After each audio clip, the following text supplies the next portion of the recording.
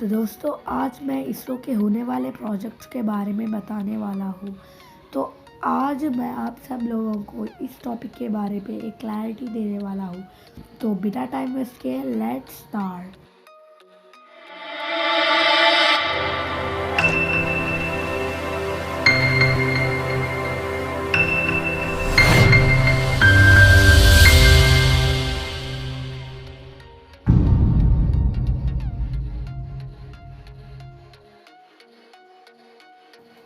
तो आज हम इसरो के होने वाले प्रोजेक्ट्स के बारे में बात करने से पहले इसरो के स्थापना के बारे में बात करेंगे। इसरो की ख्याल इंडिपेंडेंस के बाद नासा और रॉसकॉस्मॉस के स्थापना से आया था। तब भारत के प्रधानमंत्री पंडित जवाहरलाल नेहरू जी के दोस्त विक्रम साराभाई और नेहरू जी दोनों ने मिलकर भारत में मौजूद अच्छे खासे स्पेस साइंटिस्ट को मिलाकर एक स्पेस एजेंसी को बनाने का ठान लिया।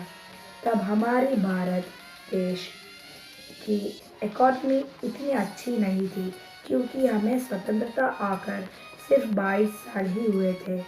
तब हमारी पहली सैटेलाइट आर्यभट्टा के पार्ट्स को साइकिल और बैलगाड़ी से ट्रांसपोर्ट किया गया था, जो हमने रशिया के मदद से लॉन्च किया था। ऐसे अंतरिक्ष के तरफ धीरे धीरे कदम रखने वाले भारत को नासा और रॉसकॉस्मॉस ने कब का पार कर चुका था। उसी समय में सिर्फ वो दोनों ही ऐसे स्पेस एजेंसीज थे जो बहुत मशहूर थे, इसीलिए भारत पर विश्व का कोई नज़र ज़्यादा नहीं था। उसी समय में हमने हमारी रॉकेट चंद्रयान 1 को लॉन्च किया, जो पूरे तरह से सफल निकला और हमने ऐसा खोज ढूंढ निकाला कि पूरी दुनिया शॉक हो गई। भारत ने चांद पर सबसे पहले पानी के आधार ढूंढ निकाले। तभी उसके बाद भारत ने एक और बार धूम मचा दिया। भारत ने पहली ही कोशिश में मंगल ग्रह के ऑर्बिट पे जाने का सफल प्रोजेक्ट मंगलयान 1 को लॉन्च किया। तब भारत थोड़ी बहुत पॉपुलर हो गई। इसके बाद फिर से भारत ने एक और रिकॉर्ड को तोड़ा, जो था एक ही बार में 104 सैटेलाइट को लॉन्च करना, जो 2017 में लॉन्च हुआ था। ऐसे भारत पॉपुलर हो गया और अभी इसरो एक सफल पोजीशन में काम कर रहा है। पर 2019 में इसरो को एक हार का आमने सामने होना हुआ, जो चंद्रयान 2 का लैंडर विक्रम से संपर्क टूट जाना। पर कोई बात नहीं यार, सफल होना है तो जीत और हार का सामना करना ही पड़ेगा। पर इसरो हार नहीं मानने वाला। ऐसे रिपोर्ट आया है कि चंद्रयान 3 को इसरो और जक्सा दोनों मिलकर करने वाले हैं। इसके बारे में कोई कंफर्म डेट या इन्फॉर्मेशन नहीं है, पर ये सिर्फ एक रिपोर्ट है। पर ऐसे कहा जा रहा है कि चंद्रयान 3 को नवंबर 2020 में लॉन्च करेंगे, पर ये कंफर्म नहीं है। तो दोस्तों, ये हो गया इसरो के स्थापना और इसके सफल प्रोजेक्ट के बारे में। और अब हम टॉपिक में आने वाले हैं, जो है the upcoming project of ISRO. Number 1, Gaganyaan 1। इस प्रोजेक्ट में पहली बार इसरो अंतरिक्ष में आदमियों को भेजने वाली है। इस प्रोजेक्ट में 3 लोगों को स्टोर करने की कैपेसिटी मौजूद है। ऐसे कहा जा रहा है कि इस प्रोजेक्ट का कॉस्ट 10,000 से लेकर 9,000 करोड़ होने वाला है। इस प्रोजेक्ट के बारे में कोई कंफर्म डेटा नहीं है, पर यह एस्टिमेट किया जा रहा है कि इस प्रोजेक्ट को दिसंबर 2021 को लॉन्च करने वाले हैं। और तो और, अगर इसके एस्टिमेटेड कॉस्ट को डॉलर्स पे देखा जाए तो इसका कॉस्ट है $1.31 बिलियन। असल में स्पेस में जाने वाले लोगों को पूरी दुनिया एस्ट्रोनॉट्स के नाम से बुलाती है, पर हमारी भारत देश इन लोगों को व्योमोनॉट्स के नाम से पुकारती है। ये बात याद रखना दोस्तों, इसका नाम है व्योमोनॉट्स। व्योमा का मतलब है स्पेस या स्काई, यानी कि अंतरिक्ष या आसमान। संस्कृत के भाषा में इसको डिराइव किया गया है। इसरो इस प्रोजेक्ट के लिए पहले से ही बेंगलुरु में स्पेस ट्रेनिंग को शुरू कर दिया है। यह काम इसरो 2019 में ही शुरू कर चुकी है।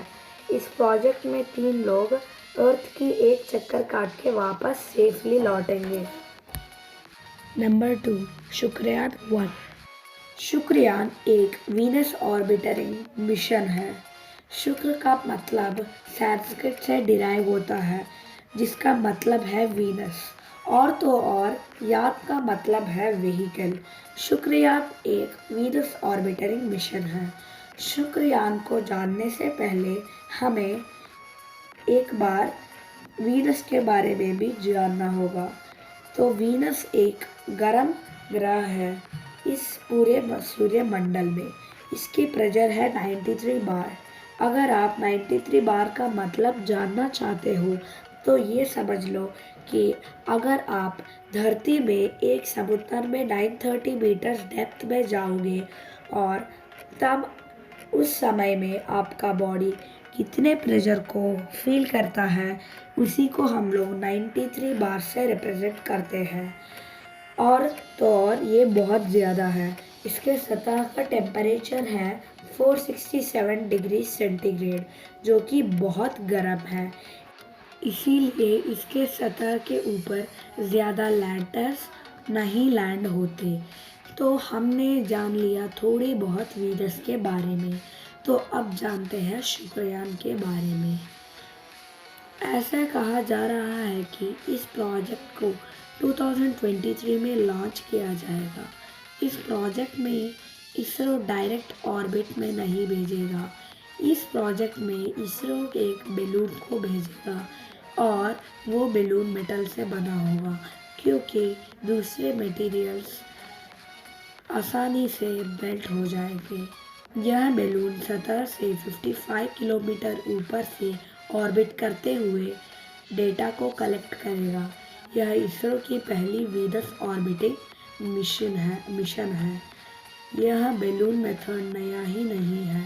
इस मेथड को रशिया ने पहले ही इस्तेमाल किया था, पर उन लोगों ने इसे डार्क प्लेस में ऑर्बिट किया, इसीलिए यह 46 आवर्स में ही मर गया। पर मुझे लगता है कि इसरो इसे एडवांस्ड टेक्नोलॉजी से लॉन्च करेगा।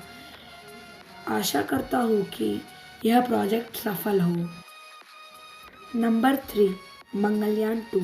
मंगलयान 1 मिशन को 5 नवंबर 2013 में लॉन्च किया गया था और ये सफल तरह से सितंबर 2014 में मंगल के ऑर्बिट में पहुंच गया। मंगलयान 2 को GSLV मार्क 3 से लॉन्च किया जाएगा।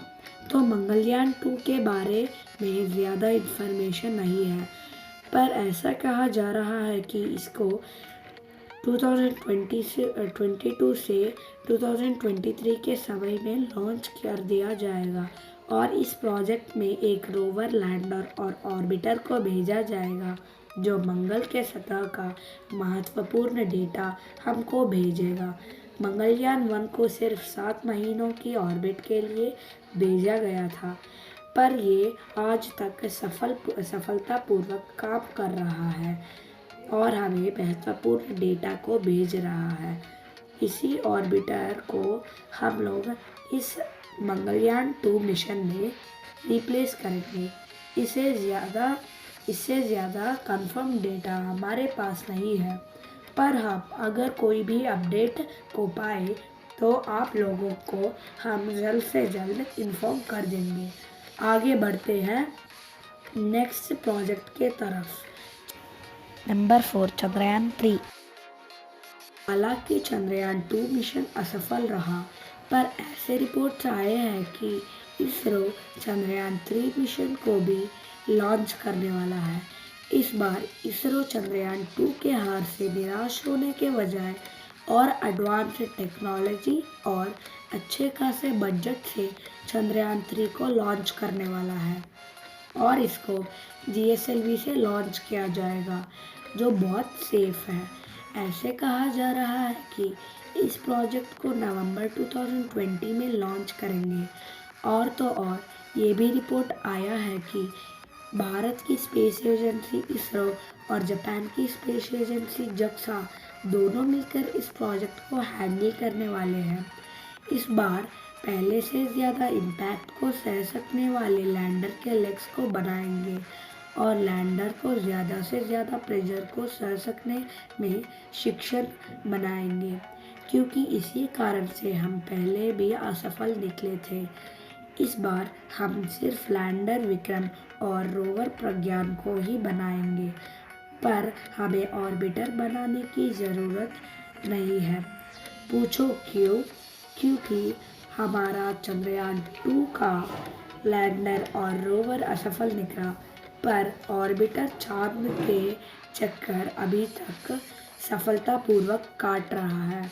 ऑर्बिटर क्यों दोनों लैंडर और रोवर से कनेक्ट करके हम लोग काम चला लेंगे, पर थोड़े लोगों का कहना है कि रिस्क लेने के बजाय हम लोगों की अपनी ऑर्बिटर खुद फिर से बना लेनी चाहिए।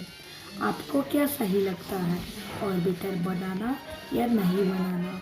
कमेंट सेक्शन में ज़रूर बताना। आगे बढ़ते हैं नेक्स्ट अपकमिंग प्रोजेक्ट के तरफ।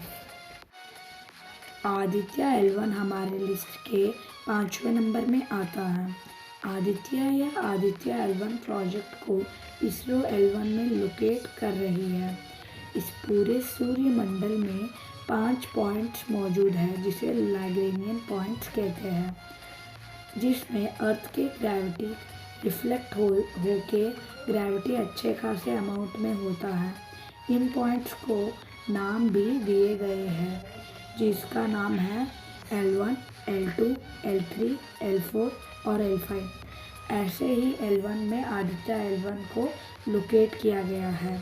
ये सारे लैग्रेनियन पॉइंट्स में से सूर्य को सबसे करीब लैग्रेनियन पॉइंट है।